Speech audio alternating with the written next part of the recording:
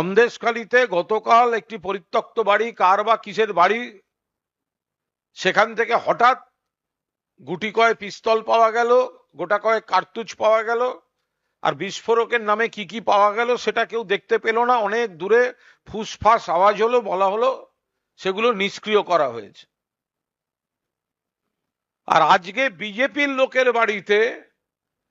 বোমা বিস্ফোরণ হয়ে গেল এবং সেই বাড়িটা ঘিরে রেখে আরো যা যা ছিল সেগুলোকে সব লুকিয়ে নিমাই দাসকে অবিলম্বে এবং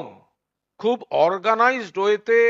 ওখানে বোমা অস্ত্র সরবরাহ হচ্ছিল কিনা, নিমাই দাস যাদের যাদের সঙ্গে জড়িত, যাদের যাদের পৃষ্ঠপোষকতায় আছেন, তাদের জেরা করতে হবে, প্রয়োজনে কাস্টডিতে নিয়ে জেরা করতে হবে। আর এই গ্যাংটাই ওই এলাকার বিভিন্ন জায়গায় অস্ত্র রাখছে কিনা, বোমা রাখছে কিনা, পরে আবার